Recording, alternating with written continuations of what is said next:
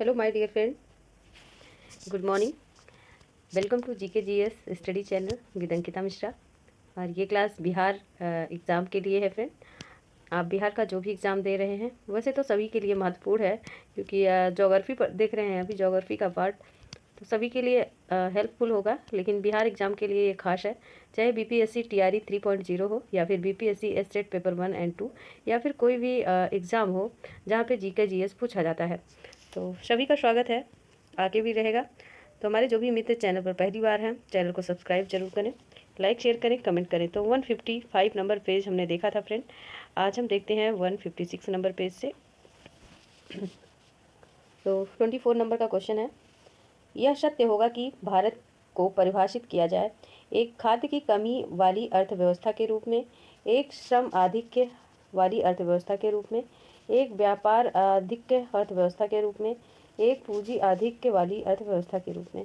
तो option B is right answer, एक श्रम आधिक्य वाली व्यवस्था के रूप में। तो बी इज राइट आंसर हो जाएगा। अगला प्रश्न है, भारत के सकल घरेलू उत्पाद में कृषि एवं उससे संबंधित प्रक्षेत्र का अंश है 22%, 80%, 33% या फिर 15%। तो option D is right answer. Bharat के सकल घरेलू उत्पाद में कृषि से संबंधित प्रक्षेत्र का अंश कितना है? 15%। नेक्स्ट है, निम्नलिखित में कौन सा एक राष्ट्रीय खाद्य सुरक्षा मिशन में शामिल नहीं है? तिलहन, गेहूं, चावल, दाल। तो क्या शामिल नहीं है फ्रेंड? तो बहुत दिनों तक तेल शामिल नहीं था, तिलहन। Option A is right answer, लेकिन अब तो इसे शामिल भी कर लिया गया है। ठीक है, आगे देखेंगे, अगले प्रश्न पर चलते हैं।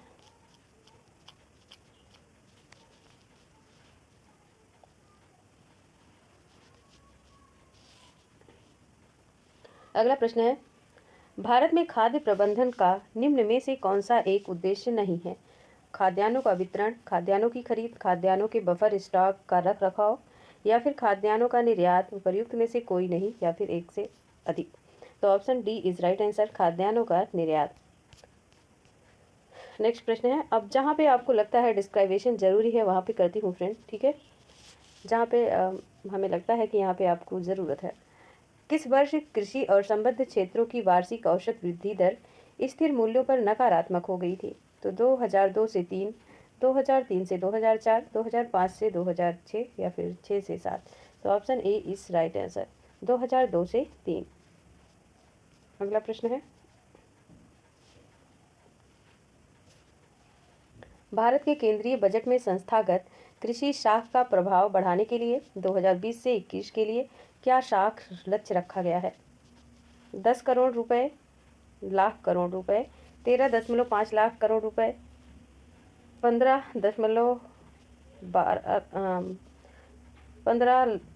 लाख करोड़ रुपए, ठीक है, 16.5 लाख करोड़ रुपए। उपर्युक्त में से कोई नहीं, या फिर एक से अधिक। तो option C is right answer, 16 lakh crore रुपए। देख सकते हैं, क्योंकि केंद्रीय बजट 2020-21 का जो डेटा है, केंद्रीय शाख के लिए 15 लाख करोड़ रुपए का प्रावधान किया गया था। और 21 और 22 की बात करें तो इसमें 16.5 लाख करोड़ रुपए, और 22-23 के लिए बढ़ाकर इसे 18 लाख रुपए कर दिया गया है। तो 22-23 इसका डेटा आप याद रखेंगे। अगला प्रश्न देखिए, निम्नलिखित कथनों पर विचार कीजिए। ठीक है, वर्षा बीमा भारतीय कृषि बीमा लिमिटेड कंपनी AICL द्वारा किया जाता है। यह योजना 2007 के दौरान दक्षिण पश्चिम मानसून अवधि में शुरू की गई थी। उपर्युक्त कथनों में से सही है बताना है, तो केवल पहला वाला सही है। ठीक है, वर्षा बीमा भारतीय कृषि बीमा कंपनी लिमिटेड AICL द्वारा किया जाता है। अगला प्रश्न देखिए, माइक्रो लघु और माध्यम उद्यम विकास अधिनियम 2006 के अनुसार निम्नलिखित में कौन सी एक निर्माण क्षेत्र मध्यम उद्योग हेतु निर्धारित निवेश की सीमा है? 10 लाख रुपए से अधिक, 2 करोड़ रुपए से कम, 2 करोड़ रुपए से अधिक, 5 करोड़ रुपए से कम, 5 करोड़ रुपए से अधिक, या फिर 10 करोड़ रुपए से कम, या फिर 10 करोड़ रुपए से अधिक। तो option C is right answer, 5 crore रुपए से अधिक और 10 करोड़ रुपए से कम। अगला प्रश्न देखिए,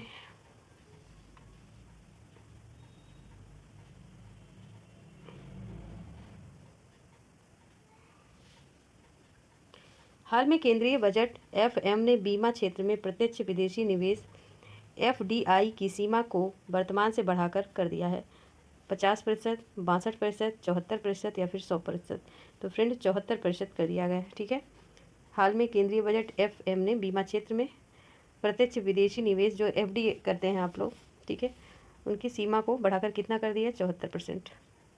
अगले प्रश्न देखिए 34 नंबर 3 नंबर। ठीक है, केंद्र सरकार के भारी उद्योग एवं सार्वजनिक उद्यम मंत्रालय द्वारा लघु रत्न श्रेणी वन उद्योग को अधिकतम कितनी धनराशि वित्तीय सहायता दी गई है? तो 250 करोड़, 350 रुपये, 350 करोड़ रुपए, ठीक है, 400 करोड़ रुपए, 500 करोड़ रुपए। तो option D is right answer, 500 crore रुपए। अगला प्रश्न है, सरकारी व्यय को नियंत्रित करने का प्राधिकारी है भारतीय रिजर्व बैंक, योजना आयोग, वित्त आयोग या फिर वित्त आयोग, वित्त मंत्रालय, सॉरी क्या हो गया है। तो friend option C is right answer, वित्त मंत्रालय। ठीक है, तो सरकारी व्यय नियंत्रित करने का अधिकार किसको है? वित्त मंत्रालय को है। अगला प्रश्न देखिए, और आप लोग क्लास को शेयर नहीं कर रहे हैं तो सभी शेयर कीजिए, कमेंट कीजिए, चैनल को सब्सक्राइब करिए और करवाइए भी। केंद्रीय सरकार के निम्नलिखित महत्वपूर्ण कर राजस्व स्रोतों पर विचार कीजिए। निगम कर के अलावा अन्य आय पर कर, तो कस्टम्स या फिर संघ उत्पादन शुल्क। सकल कर राजस्व के मामले में इनका सही अवरोही क्रम या निम्नलिखित में से कौन सा? तो बताइए कौन सा है? तो ऑप्शन ए होगा 1 2 4 3। ठीक है, 1 2 4 3 इनका क्रम होगा। आगे देखेंगे अगले प्रश्न को।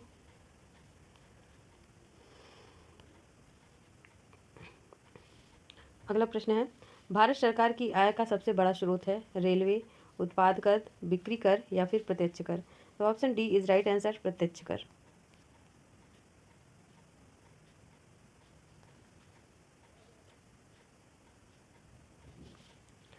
नेक्स्ट प्रश्न है, निम्नलिखित में सबसे बड़ा एकल साधन कौन सा है जिसमें भारत में राजस्व कर से सरकार की आय होती है? उत्पाद शुल्क, सीमा शुल्क, व्यक्तिगत आयकर, नियमित कर। ठीक है, तो ऑप्शन ए उत्पाद शुल्क। 38 नंबर प्रश्न है, भारत में आय का सबसे बड़ा स्रोत है प्रत्यक्ष कर, बिक्री कर, रेलवेज, चुंगी कर। तो फ्रेंड प्रत्यक्ष कर। अच्छा बताइए चुंगी कर क्या होता है? आप तो बताएंगे नहीं क्योंकि आपको डर लगता है कमेंट करने से। ठीक है, ब्याज भुगतान एक आइटम है राजस्व व्यय का, पूंजीगत व्यय का या फिर योजना व्यय का या उपयुक्त में से कोई नहीं। तो ब्याज भुगतान एक आइटम है किसका? राजस्व व्यय का। Option A is right answer. Next प्रश्न है,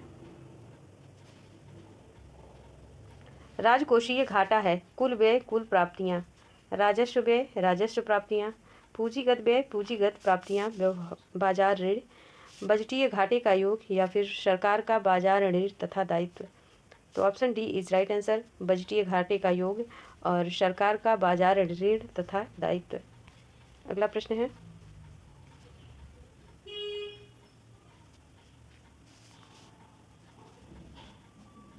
तो अगला प्रश्न देखिए, हम स्क्रीन छोटी कर रहे हैं या फिर हम इसका सही आंसर बता दे रहे हैं। ठीक है, राजस्व घाटे से क्या मतलब क्या होता है? तो क्योंकि ये पूरा आ नहीं पा रहा है। ठीक है, तो भारत के सरकार को अपने उन व्ययों के वित्त पोषण के लिए उधार लेने की आवश्यकता जो पूंजीगत परिसंपत्तियों का निर्माण नहीं करते हैं। ठीक है, तो ये घाटे का तात्पर्य है। आप स्क्रीनशॉट ले के पढ़ सकते हैं इस प्रश्न को। अगला देखिए, अगला प्रश्न, और ये मतलब न्यू डेटा तो नहीं है ये, अगर आपको 23-24 का डेटा मिले तब तो ठीक होगा, लेकिन देख लीजिए प्रश्न को। केंद्रीय बजट 2021 के अनुसार राजकोषीय घाटा 2021 में सकल घरेलू उत्पाद का कितना प्रतिशत आकलन किया गया है? 8.8%, 7.8%, 7.6% या फिर 6.8%। तो कितना किया गया है फ्रेंड? 6.8%। ठीक है, और 6.8 तो ये तो 20 का डेटा था 21 का। अब यहाँ पे देख लीजिए, जबकि 22 और 23 का जो डेटा है 6.4% अनुमानित है। इसको याद रखेंगे आप। प्रभावी राजस्व घाटा किस केंद्रीय बजट में पेश किया गया? तो 2010 से 11, 2011 से 12, 9 से 10 या फिर 12 से 13। तो option B is right answer, 11 से 12।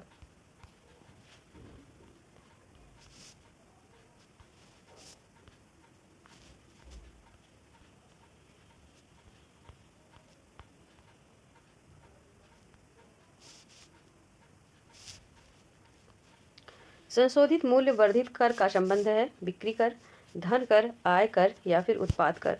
तो संशोधित मूल्य वर्धित कर का संबंध है फ्रेंड आय कर नहीं है, तो उत्पाद कर है। ठीक है, उत्पाद कर। नेक्स्ट प्रश्न है, भारत में सेवा कर किस वर्ष प्रारंभ किया गया था? 1994 से 95, 96 से 97, 98 से 99 या फिर 91 से 92। तो फ्रेंड 94 से 95 में भारत में सेवा कर प्रारंभ किया गया था। 2015 में पूछा गया प्रश्न है। तो आइए अब सही उत्तर का चयन करना है, ठीक है, कूट की सहायता से।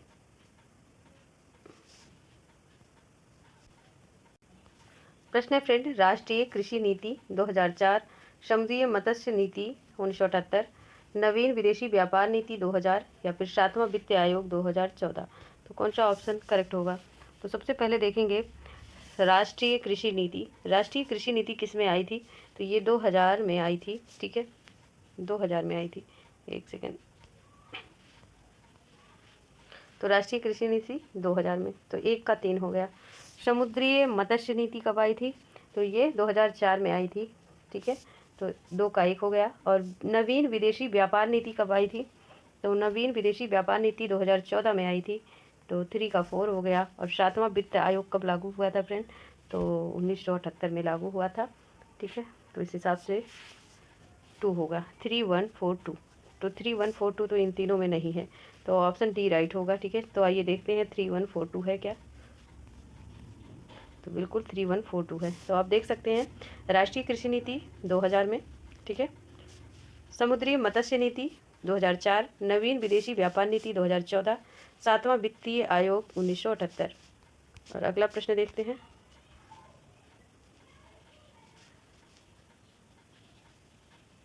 अगला प्रश्न देख लीजिए आप, ये भी मिलान वाला है।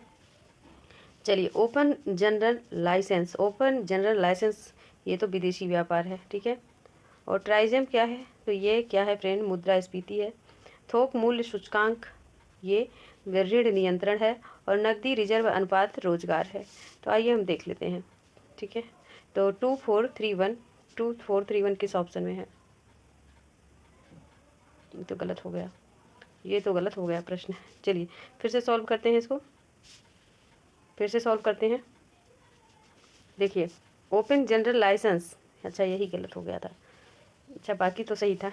ठीक है, तो ओपन जनरल लाइसेंस ये तो विदेशी व्यापार है। ठीक है, और ट्राइजम क्या है? यही मुद्रास्फीति नहीं है। ये मुद्रास्फीति नहीं है तो फिर क्या है? मुद्रास्फीति नहीं है, तो ये रोजगार है। ठीक है, यही गलत हुआ था, तो ये रोजगार है। और थोक मूल्य सूचकांक क्या है फ्रेंड? तो ये मुद्रास्फीति है। और नकदी रिजर्व अनुपात ये ऋण नियंत्रण है। तो 2143 किस ऑप्शन में है? तो ऑप्शन ए में है। ठीक है, option A is right answer. आप यहाँ से देख लीजिए। अच्छा, ये बहुत मुद्दे के प्रश्न हैं। आप अर्थव्यवस्था को देख रहे हैं, अर्थशास्त्र को। ठीक है, तो ओपन जनरल लाइसेंस ये विदेशी व्यापार है। और ट्राइजम क्या है? ये तो रोजगार है। थोक मूल्य सूचकांक मुद्रास्फीति है। नकदी रिजर्व अनुपात ऋण नियंत्रण है। ठीक है, अगला प्रश्न देखिए। भारत में बजट घाटे को पूरा करने का तदर्थ ट्रेजरी बिल प्रणाली को समाप्त कर दिया गया था 1 अप्रैल 1952 को, 1 अप्रैल 1994 को, 31 मार्च 1996 को, 31 मार्च 1997 को। तो फ्रेंड 31 मार्च 1997 को।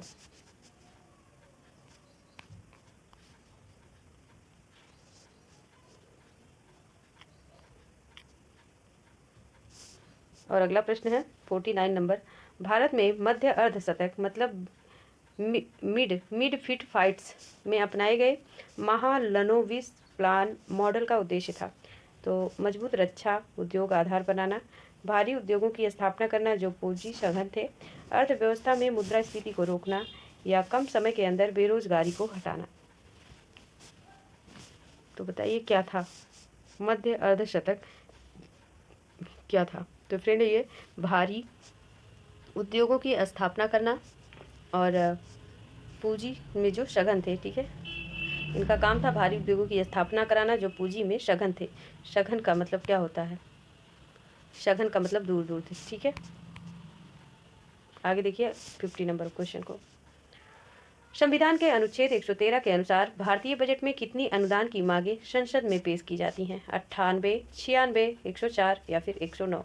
या उपरोक्त में से कोई नहीं या फिर एक से अधिक। तो फ्रेंड 113 के अनुसार भारत में संचित निधि में भारतीय व्यय के अतिरिक्त होने वाले व्यय के मांग को लोकसभा स्वीकृति के लिए प्रस्तुत किया जाता है और इसे अनुदान मांग कहा जाता है। और 2022 से 23 में कुल 102 मांगों की मांग की गई थी। ठीक है, तो इसमें 102 तो है ही नहीं किसी ऑप्शन में, इसीलिए यह इनकरेक्ट है। अगला देखिए, भारत में योजना आयोग की स्थापना किस वर्ष हुई थी? 1950 में, 1947 में, 48 में या फिर 51 में? तो भारत में योजना आयोग की स्थापना 1950 में हुई थी। Option A is right answer. तो केंद्रीय मंत्रिमंडल के प्रस्ताव पर 15 मार्च 1950 को गठित योजना आयोग संविधानेतर परामर्शदात्री निकाय थी। भारत के प्रधानमंत्री योजना आयोग के पदेन अध्यक्ष होते थे 1 जनवरी 2015 में। ठीक है, योजना आयोग को समाप्त करके उसकी जगह क्या लाया गया? तो नीति आयोग लाया गया 1 जनवरी 2015 को। और इसका गठन किसने किया? तो इसके उपाध्यक्ष सुमन बेरी थे। इन्होंने अपने पूर्ववर्ती राजीव कुमार का स्थान लिया। और नीति का अर्थ national institution for transforming India, इसको याद रखेंगे। ठीक है, और आपसे पूछ ले नीति आयोग के अध्यक्ष कौन है? तो प्रधानमंत्री होते हैं फ्रेंड। और आप नीति का फुल फॉर्म याद कर लीजिएगा, national institution for transforming India. ठीक है, अगला प्रश्न है, इनमें से कौन राष्ट्रीय विकास परिषद का हिस्सा नहीं है? तो नीति आयोग के सचिव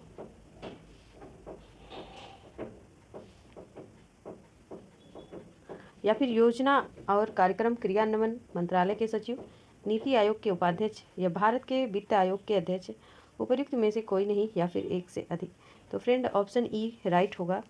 क्यों राइट होगा आइए देखते हैं। क्योंकि सरकार द्वारा 1 जनवरी 2015 को योजना आयोग के स्थान पर क्या लाया गया? नीति आयोग। तत्कालीन समय में योजना आयोग और राष्ट्रीय विकास परिषद एक दूसरे से संबंधित हैं, क्योंकि योजना आयोग के रिपोर्टों का अनुमोदन एवं क्रियान्वयन राष्ट्रीय विकास परिषद द्वारा किया जाता है, जबकि वर्तमान में नीति आयोग के पास स्वयं अपनी गवर्निंग काउंसिल है। अतः राष्ट्रीय विकास परिषद नीति आयोग के मध्य संबंध वर्तमान में परिप्रेक्ष्य में व्याख्या करना संभव नहीं। ठीक है, आगे देखेंगे अगला प्रश्न। और ये तो आपको याद हो ही गया होगा, नीति का फुल फॉर्म क्या होता है। ठीक,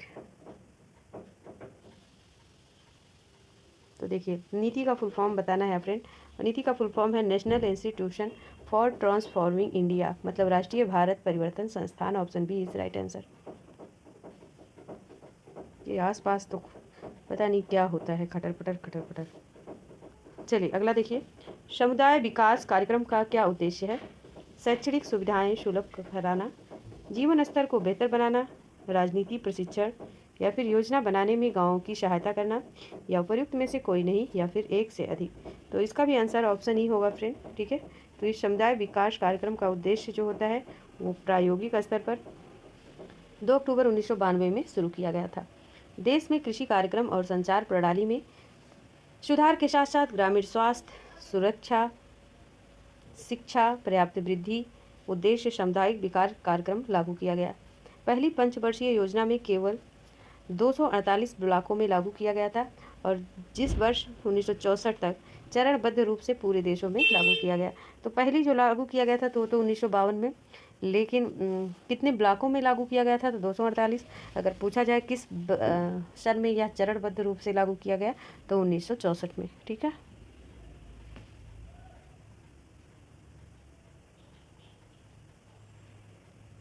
चलिए नेक्स्ट प्रश्न देखते हैं। छठी पंचवर्षीय योजना के दौरान निम्नलिखित में कौन सा कार्यक्रम शुरू किया गया था? अब ये देखिए इम्पोर्टेंट है। ठीक है, तो एकीकृत ग्रामीण साक्षरता, ग्रामीण रेलवे, ग्रामीण लोगों के लिए उन्नत संचार लिंक। तो छठी पंचवर्षीय योजना के दौरान निम्नलिखित में कौन सा कार्यक्रम शुरू किया गया था? एकीकृत ग्रामीण विकास। और ठीक है, ये तो शुरू किया गया था और 2 अक्टूबर 1980 में इसे प्रारंभ किया गया। शुरू कब किया गया? ठीक है, किस वर्ष में इसकी शुरुआत हुई? तो 1980 से 85 तक यह रहा, लेकिन एकीकृत ग्रामीण विकास कार्यक्रम 2 अक्टूबर 1980 को प्रारंभ किया गया। और एकीकृत ग्रामीण विकास कार्यक्रम को छठी पंचवर्षीय योजना में प्रारंभ किया गया। इस योजना का मुख्य लक्ष्य ग्रामीण निर्धन परिवारों को स्वरोजगार हेतु ऋण उपलब्ध कराकर उन्हें रोजगार प्रदान कराना था, जिसके सहायता प्राप्त परिवार गरीबी रेखा से ऊपर उठ सके। अप्रैल 1999 में इसे स्वर्ण जयंती एवं स्वरोजगार मिला दिया गया। ठीक है, अगला प्रश्न देखिए। अंत्योदय कार्यक्रम सर्वप्रथम किस राज्य में शुरू किया गया? बिहार में, तमिलनाडु में, आंध्र प्रदेश में या फिर राजस्थान में? तो फ्रेंड, अंत्योदय कार्यक्रम सर्वप्रथम राजस्थान में शुरू किया गया। कब शुरू किया गया? तो 1977 में। अगला प्रश्न देखिए। राष्ट्रीय नियोजन में रोलिंग प्लान की अवधारणा लागू की गई थी। इंदिरा गांधी के द्वारा, राष्ट्रीय फ्रंट सरकार के द्वारा, जनता के द्वारा या फिर राजीव गांधी के द्वारा? तो राष्ट्रीय नियोजन रोलिंग प्लान की अवधारणा लागू की गई थी जनता के द्वारा। Option C is right answer. और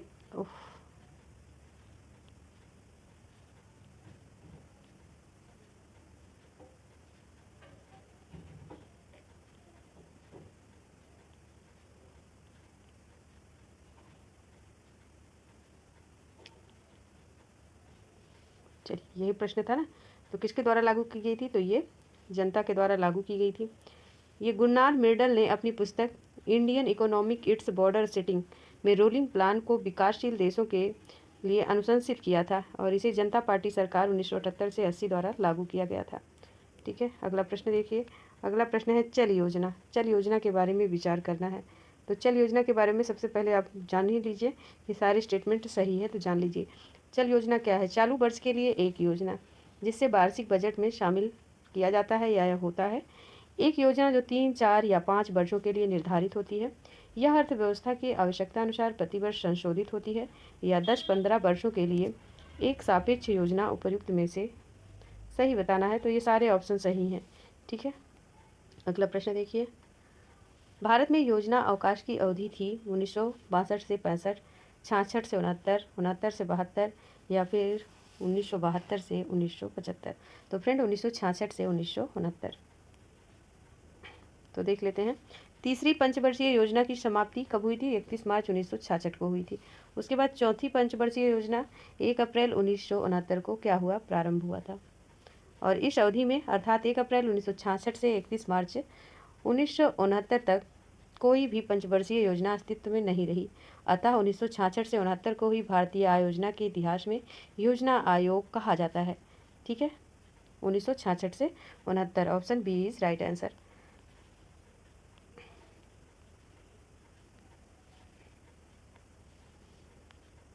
चलिए, अगला प्रश्न देखिए फ्रेंड। 11वीं पंचवर्षीय योजना का उद्देश्य है निर्धनता का उन्मूलन, समाविष्ट आर्थिक वृद्धि, सामाजिक न्याय के साथ विकास या फिर अल्पसंख्यकों का विकास। तो 11वीं पंचवर्षीय योजना का उद्देश्य क्या है? समाविष्टि आर्थिक वृद्धि। ठीक है, और ये 11वीं पंचवर्षीय योजना कब आई थी फ्रेंड? तो 11वीं पंचवर्षीय योजना 1 अप्रैल 2007 से 31 मार्च 2012 तक रही। ठीक है, और 19 दिसंबर 2007 को राष्ट्रीय विकास परिषद NDC मतलब 54वीं बैठक में 11वीं पंचवर्षीय योजना के प्रारूप को स्वीकार या स्वीकृति प्रदान की गई, जबकि 9 दिसंबर 2006 को NDC की बैठक में इसे दृष्टिकोण पत्र स्वीकृत हुआ। ठीक है, तो 54वीं बैठक में इसको स्वीकृति प्रदान किया। किसने किया? तो राष्ट्रीय विकास परिषद। ठीक है, ये NDC ने। और अगला प्रश्न देखेंगे फ्रेंड।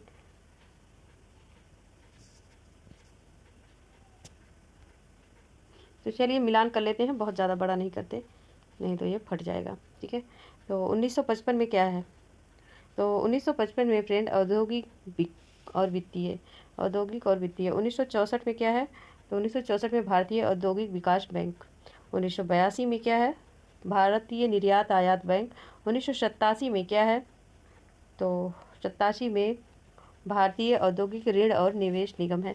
अच्छा, ये सब ऐसे वाले जो भी प्रश्न आप देख रहे हैं सबका स्क्रीनशॉट आप जरूर लेंगे और इसको परीक्षा के एक दिन पहले ज़रूर रिवाइज करेंगे। ठीक है, क्योंकि यहाँ से बहुत प्रश्न बनता है। ये आप मजाक में बना लें बात को, आप एग्ज़ाम देके आएंगे तो आप खुद सोचेंगे। अगला प्रश्न देखिए 64 नंबर। निम्न में भारत का कौन सा व्यापारिक बैंक विश्व बैंक के शीर्ष 100 बैंकों में शामिल है? तो ICICI बैंक, भारतीय state bank, HDFC bank, Kotak Mahindra bank. तो फ्रेंड भारतीय स्टेट बैंक, ठीक है। तो SP ग्लोबल मार्केट इंटेलिजेंस द्वारा अप्रैल 2020 में जारी रिपोर्ट के अनुसार कुल परिसंपत्तियों के आधार पर विश्व के 100 बैंकों में भारत का स्टेट बैंक ऑफ इंडिया 55वें स्थान पर था, जो इस सूची में भारत का अकेला बैंक है। और अप्रैल 2021 तथा अप्रैल 2022 में जारी रिपोर्ट के अनुसार भारतीय SBI बैंक की रैंकिंग क्रमशः 57वीं और 53वीं है, ठीक है। अगला देखिए, अगला प्रश्न। 12वीं पंचवर्षीय योजना के दौरान कृषि एवं सहायक क्षेत्र के लिए निम्न में से किस एक औसत विकास दर का लक्ष्य रखा गया था? तो 3.0%, 3.5%, 4.0 या फिर 4.5%।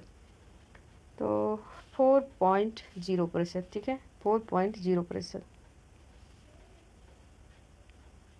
अगला प्रश्न देखिए। निम्नलिखित उपभोक्ता मूल्य सूचकांक द्वारा विचार देना है।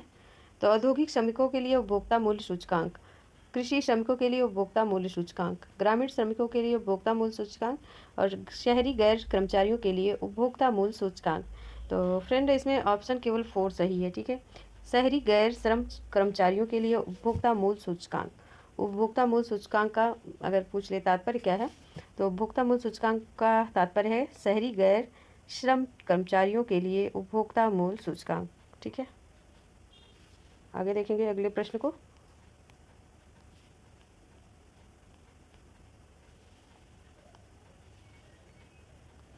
भारत में वित्तीय क्षेत्र के सुधार में शामिल है CRR और SLR को कम करना, बीमा क्षेत्र में निजी कंपनियों का प्रवेश या ब्याज दर का अविनियमन या फिर उपयुक्त सभी। तो ये सभी चीज़ें भारतीय वित्तीय क्षेत्र सुधारों में शामिल हैं। अगला प्रश्न है, इनमें से कौन 15वें वित्त आयोग का सदस्य नहीं है?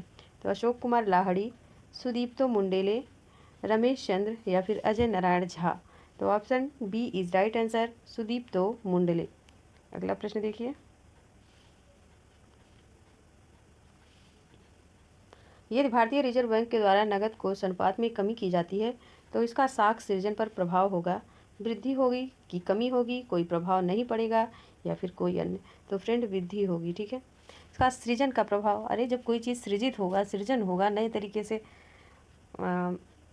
देखने को मिलेगा तो क्या होगा, वृद्धि होगी, है ना। ऑप्शन ए राइट होगा। अगला प्रश्न देखेंगे। भारतीय जीवन बीमा निगम की स्थापना कब हुई? 1956 में, 1954 में, 1950 में या फिर 1947 में? इम्पॉर्टेंट प्रश्न है ये। तो भारतीय जीवन बीमा निगम की स्थापना 1956 में हुई। Option A is right answer. तो ये जीवन बीमा निगम जो LIC आप करते हैं, इसकी स्थापना कब हुई? 1 सितंबर 1956। LIC एक्ट 1956 के द्वारा हुई। आगे देखिए अगला प्रश्न। विदेशी मुद्रा जिसमें त्वरित प्रवास की प्रवृत्ति होती है कहलाती है गर्म मुद्रा, स्वर्ण मुद्रा, सुलभ मुद्रा या फिर दुर्लभ मुद्रा। तो विदेशी मुद्रा जिसमें त्वरित प्रवास की प्रवृत्ति होती है फ्रेंड, वो गर्म मुद्रा कहलाती है। Option A is right answer. ऐसे जान लीजिए आप विदेशी गर्म होते हैं ठीक है, वहाँ का जलवायु भी गर्म होता है। आगे देखेंगे अगला प्रश्न। RN मल्होत्रा कमेटी संबंधित है बीमार उद्योगों से, कर सुधारों से, बीमा क्षेत्र से या फिर बैंकिंग क्षेत्र से? तो RN मल्होत्रा कमेटी फ्रेंड बीमा क्षेत्र से संबंधित है।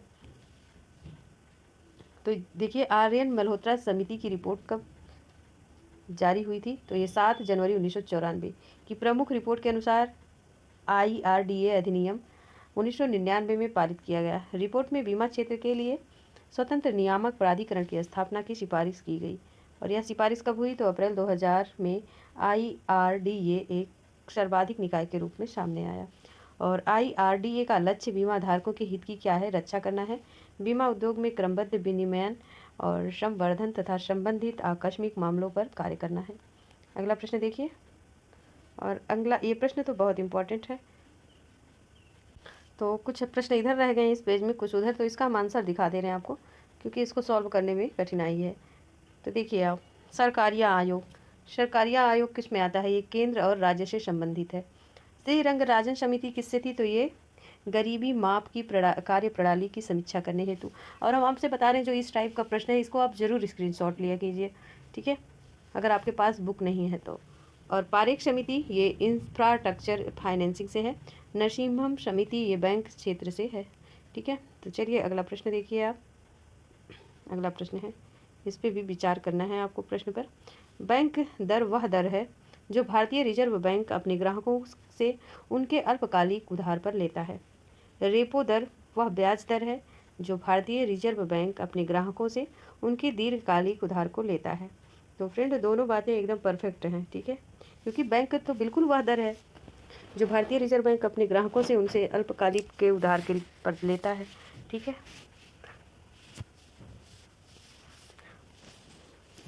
और रेपो दर वह ब्याज दर है जो भारतीय रिजर्व बैंक अपने ग्राहकों से उनको दीर्घकालीन उधार पर लेता है, तो लंबे समय तक लेता है। तो दोनों बातें बिल्कुल करेक्ट है, तो ऑप्शन सी राइट होगा।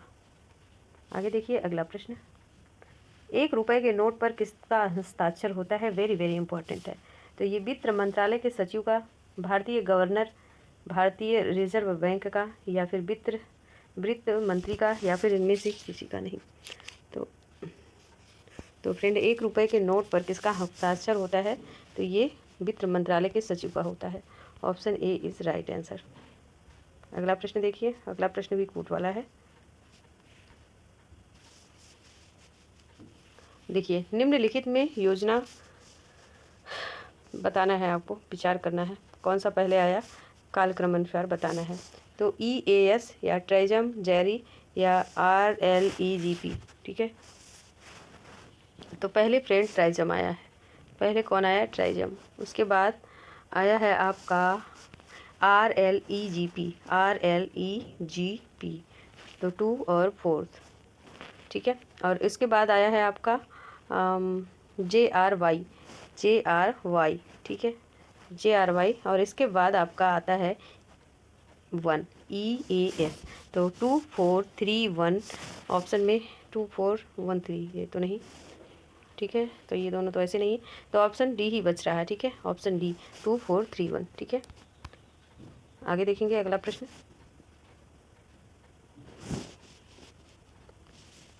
PM कुसुम योजना का उद्देश्य है सिंचाई के लिए किसानों की मानसून पर निर्भरता कम करना, या ऋण के लिए किसानों की साहूकारों पर निर्भरता कमी करना, या भारत में फूलों की खेती संवर्धन, या फिर किसानों की डीजल और कैरोसिन पर निर्भरता समाप्त करना, पंप सेटों पर सौर ऊर्जा से जोड़ना, प्रयुक्त में से कोई नहीं, या फिर एक से अधिक। तो option D is right answer. किसानों की डीजल और कैरोसिन पर निर्भरता समाप्त करना और पंप सेटों पर सौर ऊर्जा से जोड़ना, ठीक है। अगला प्रश्न है, निम्नलिखित में भारत निर्माण का कौन सा अंश नहीं है? तो कृषि आधारित उद्योग, या फिर ग्रामीण विद्युतीकरण, ग्रामीण आवास, या फिर ग्रामीण टेलीफोनी। तो इसमें पूछा गया भारत निर्माण का कौन सा अंश नहीं है, तो कृषि आधारित उद्योग क्यों नहीं है? होना चाहिए इसे, जबकि नहीं है ये। तो आइए देखते हैं, ऑप्शन ए वैसे राइट आंसर है आपका, ठीक है। तो देखिए, भारत निर्माण कार्यक्रम केंद्र सरकार 16 दिसंबर 2005 को प्रारंभ किया गया, जिसका मूल उद्देश्य ग्रामीण अवसंरचना का विकास करना है। इसका कार्य योजना में ग्रामीण क्षेत्रों में विद्युत, सड़क, पेयजल, अच्छा ठीक है, सही है भाई, दूर संचार, सिंचाई, आवासों के निर्माण शामिल हैं, ठीक है। जबकि यहाँ पे कृषि का नाम तो नहीं आया है, ठीक है। तो देखिए, भारतीय निर्माण कार्यक्रम केंद्र, एक तो केंद्र सरकार द्वारा ये चलाया जाता है, और इसमें शामिल क्या क्या है फ्रेंड? तो विद्युत है, ठीक है, ग्रामीण क्षेत्र का तो है ही है, तो विद्युत है, सड़क है, पेयजल, दूर संचार, सिंचाई, आवास का निर्माण शामिल है, ठीक है। चलिए अगला प्रश्न देखिए, भारतमाला परियोजना से भारत का निम्न में से कौन सा इंफ्रास्ट्रक्चर क्षेत्र संबंधित है? तो दूर संचार क्षेत्र, रेलवे, सड़क इंफ्रास्ट्रक्चर, बंदरगाह क्षेत्र, उपयुक्त में से कोई नहीं, या फिर एक से अधिक। तो option C is right answer, सड़क इंफ्रास्ट्रक्चर, सड़क इंफ्रास्ट्रक्चर। अगला प्रश्न देखिए, योजना आयोग 1993 से 94 में बिहार के लिए गरीबी रेखा के नीचे BPL का निम्नलिखित में प्रतिशत प्राकलित है? तो 55 है, 65 है, 45 है, या फिर 35 है। तो option A is right answer, 55 है। अगला प्रश्न देखिए, विश्व बैंक की रिपोर्ट के अनुसार भारत में 50% से अधिक निर्धन इन 4 राज्यों में निवास करते हैं। तो बिहार, उत्तर प्रदेश, मध्य प्रदेश, उड़ीसा, और यही ऑप्शन आपका करेक्ट है। ठीक है, बिहार, उत्तर प्रदेश, मध्य प्रदेश, उड़ीसा। गरीब सबसे ज़्यादा हैं चारों राज्य में। आगे देखिए अगला प्रश्न। भारतीय योजना आयोग के अनुसार निम्नलिखित में कौन सा गरीबी रेखा के लिए सही है? नगरीय क्षेत्रों में प्रति व्यक्ति ₹12 प्रतिदिन, 12 है ये, 42 है ना, 42 प्रतिदिन। ग्रामीण क्षेत्रों में प्रति व्यक्ति ₹26 प्रतिदिन। नगरीय क्षेत्रों में प्रति व्यक्ति ₹32 प्रतिदिन, या फिर ग्रामीण क्षेत्रों में प्रति व्यक्ति ₹32 प्रतिदिन। बताइए। तो फ्रेंड 26 रुपये, ठीक है, ₹26 प्रतिदिन, और 32 भी प्रतिदिन। ग्रामीण में कितना है? तो 26 रुपये प्रतिदिन है, और नगरीय क्षेत्रों में प्रति व्यक्ति ₹32 प्रतिदिन। तो 32 और 26 किस में है? ऑप्शन सी में। तो सी इज राइट आंसर।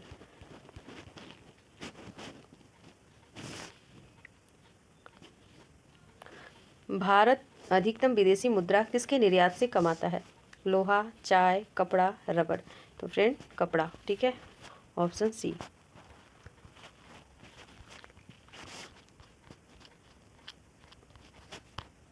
अगला प्रश्न देखिए। भारत में निर्यात होने वाली सबसे महत्वपूर्ण वस्तु है चमड़े का सामान, कपड़े, चाय, चावल। तो भारत से निर्यात होने वाली सबसे महत्वपूर्ण वस्तु है कपड़े, ठीक है। अगला प्रश्न देखिए। नंदीग्राम क्षेत्र में सेज नीति के अंतर्गत किस समूह को अनुमति दी गई थी? टाटा समूह, बिरला समूह, सलीम समूह, या फिर विप्रो समूह। तो फ्रेंड ये है सलीम समूह। अगला प्रश्न है। निम्नलिखित में किन वर्षों में व्यापार संतुलन भारत के लिए अनुकूल था? तो फ्रेंड 1972-73 से 76-77 तक, ठीक है। अगला प्रश्न देख लीजिए। नई मुद्रा ब्यूरो किस वर्ष में प्रारंभ की गई? 1996 में, 97 में, 98 में, या फिर 99 में। तो नई मुद्रा ब्यूरो किस वर्ष में प्रारंभ की गई फ्रेंड? तो option D is right answer, 1999 में। और अगला प्रश्न देखिए। अगला प्रश्न है, रुपये परिवर्तनीयता का तात्पर्य है रुपये के नोटों के बदले सोना प्राप्त कर सकना, या फिर रुपये के मूल्य को बाजार की शक्तियों द्वारा निर्धारित होने देना, या फिर रुपये को अन्य प्रमुख मुद्राओं और अन्य प्रमुख मुद्राओं के रुपये में मुक्त रूप से परिवर्तित कर देने सकने की अनुमति, या फिर मुद्रा के लिए भारत में अंतर्राष्ट्रीय बाजार का विकास करना। तो ऑप्शन सी इस राइट आंसर है। रुपये को अन्य प्रमुख मुद्राओं और अन्य प्रमुख मुद्राओं को रुपये में मुक्त रूप से परिवर्तित करके देने की अनुमति क्या कहलाती है? रुपये की परिवर्तनीयता, ठीक है। अगला प्रश्न देखिए 89 नंबर। भारत सरकार के कुल विद्युत उत्पादन में जल विद्युत का योगदान कितना है? 10% है, 12% है,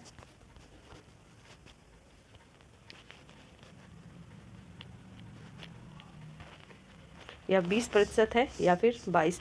तो फ्रेंड 10% है, ठीक है। आप देख सकते हैं 2016-17 का डेटा है ये। जल विद्युत का कुल विद्युत उत्पादन योगदान 10.6% था। विद्युत मंत्रालय भारत सरकार के 16 अप्रैल 2022 की स्थिति के अनुसार भारत में संस्थापित विद्युत क्षमता 39,94,097 मेगावाट थी, और इसमें जल विद्युत का योगदान 46,723 मेगावाट यानी 11.7% है, ठीक है। अगला प्रश्न देखिए फ्रेंड। अगला प्रश्न है आपका, राष्ट्रीय जल मार्ग 1 जोड़ता है। इंपॉर्टेंट क्वेश्चन है, स्क्रीनशॉट ले सकते हैं तो ले लीजिएगा। तो राष्ट्रीय जल मार्ग 1 जोड़ता है कोट्टापुरम को कोल्लम से, सदिया को धुबरी से, हल्दिया को इलाहाबाद से, या फिर हल्दिया को कोलकाता से। उपयुक्त में से कोई नहीं, या फिर एक से अधिक। तो option C is right answer friend, क्योंकि हल्दिया को इलाहाबाद से जोड़ता है राष्ट्रीय जलमार्ग 1, ठीक है। राष्ट्रीय जलमार्ग 1 हल्दिया से इलाहाबाद। अगला प्रश्न देखेंगे।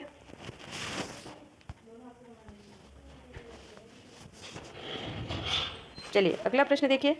भारत में किस क्षेत्र में प्रत्यक्ष विदेशी निवेश एक्टिविटी प्रवाह उच्चतम है? तो निर्माण क्षेत्र, ऊर्जा क्षेत्र, ऑटोमोबाइल क्षेत्र, सेवा क्षेत्र, या उपयुक्त में से कोई नहीं, या फिर एक से अधिक। तो फ्रेंड भारत में प्रत्यक्ष विदेशी निवेश एक्टिविटी प्रवाह उच्चतम है किस क्षेत्र में? तो सेवा क्षेत्र में। तो option D is right answer है। ठीक है, अगला प्रश्न देखेंगे। 2 नंबर का प्रश्न है, निम्नलिखित में भारत का कौन सा औद्योगिक आर्थिक गलियारा जापान के सहयोग से विकसित किया जा रहा है? तो चेन्नई वाईजांग, मुंबई बेंगलुरु, दिल्ली मुंबई या फिर अमृतसर कोलकाता। तो फ्रेंड कौन सा आर्थिक गलियारा जापान के सहयोग से विकसित किया जा रहा है? तो दिल्ली और मुंबई। ठीक है, option C is right answer. अगला प्रश्न देखेंगे, भारतीय रिजर्व बैंक का प्रथम गवर्नर कौन है? बिमल जलान है, अरविंद सुब्रमण्यम है, रघुराज राजन है या फिर उर्जित पटेल हैं। तो फ्रेंड भारतीय रिजर्व बैंक का वर्तमान गवर्नर जनरल कौन है? तो उर्जित पटेल। ये प्रश्न आप याद मत रखना, ठीक है, क्योंकि आपके काम का नहीं है। अगला प्रश्न देखिए, विश्व बैंक के नवीनतम विकास प्रतिवेदन के अनुसार भारतीय अर्थव्यवस्था की स्थिति है। तो सबसे बड़ी अर्थव्यवस्था है, सबसे छोटी अर्थव्यवस्था है, दूसरी बड़ी अर्थव्यवस्था है या फिर पांचवी बड़ी अर्थव्यवस्था है? तो विश्व बैंक के नवीनतम विकास प्रतिवेदन के अनुसार भारतीय अर्थव्यवस्था पांचवी बड़ी अर्थव्यवस्था है, देख सकते हैं आप। और ये विश्व बैंक का जो डेटा है, जुलाई 2021 में विश्व बैंक द्वारा जो आंकड़ा जारी किया गया, जैसे जीडीपी सकल घरेलू उत्पाद के संदर्भ में विश्व के 10 शीर्षक अर्थव्यवस्थाओं में भारत कौन से स्थान पे है? तो 6वें स्थान पे है। और भारत में 5 बड़ी अर्थव्यवस्थाएं संयुक्त राज्य अमेरिका, चीन, जापान, जर्मनी, यूनाइटेड किंगडम है, याद रखेंगे। ठीक है, 5 बड़ी अर्थव्यवस्थाओं में कौन कौन आता है? संयुक्त राज्य America, China, Japan, Germany, United kingdom. Next प्रश्न पर नजर डालेंगे फ्रेंड। तो G15 क्या है बताइए? G15 क्या है? विश्व के विकसित देशों का संगठन है, यूरोप के विकसित देशों का संगठन है, एशिया के विकासशील देशों का संगठन है या विश्व के विकासशील देशों का संगठन है? तो फ्रेंड G15 ये विश्व के विकासशील देशों का क्या है? संगठन है। ठीक है, अगला प्रश्न देखिए,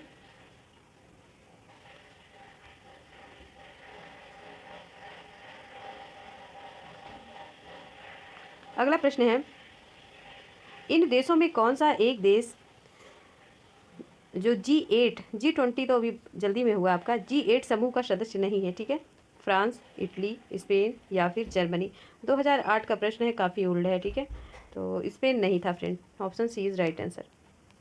तो अगला देखिए 97 नंबर, आसियान किसके लिए है?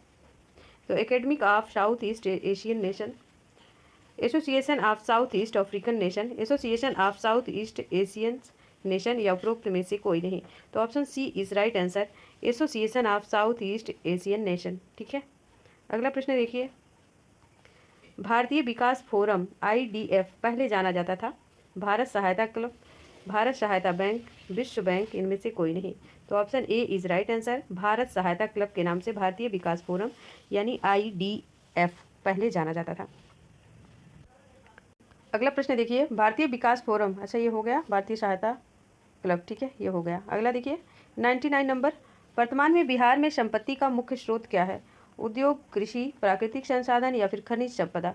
तो कृषि है, इजी सा क्वेश्चन है। ठीक है, अभी देखते हैं कितना अर्थव्यवस्था का पार्ट है, देख लें, अभी तो बहुत है। तो फ्रेंड हम यही क्लास को एंड करते हैं, क्योंकि अभी बहुत है, थोड़ा होता 1-2 पेज होता तो हम समाप्त कर देते। तो 170 पेज आज हमने देख लिया है, 68। ठीक है, 168। तो इसके बाद हम कल देखेंगे फ्रेंड। और हमने आपसे पूछा था चुंगी कर, तो चुंगी कर पूछा था, तो आप लोगों के तो उंगलियों में दर्द होता है कमेंट करके। तो ठीक है भाई, हमारे नहीं होता, हम बता रहे हैं। चुंगी कर फ्रेंड वह कर होता है, ठीक है, वह कर होता है जो स्थानीय क्षेत्र, क्योंकि ये पूछा जा सकता है परीक्षा में, स्थानीय क्षेत्र में उपभोग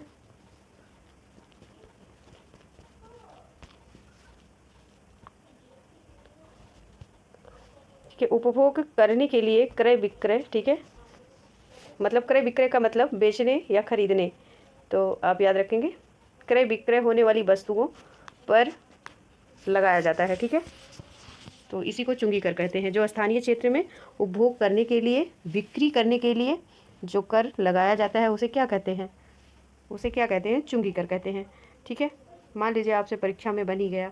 तो फ्रेंड आज के लिए इतना ही। हमारे सभी मित्र चैनल को सब्सक्राइब करें, लाइक शेयर करें और एक एक कमेंट ज़रूर छोड़ के जाएँ। ठीक है, एक एक कमेंट ज़रूर छोड़ के जाएँ। चलिए, चुंगी कर तो ठीक है आप नहीं बताए, तो एक क्वेश्चन का आंसर भले आप गूगल करके सर्च करिए, जैसे भी कर सकते हैं आप।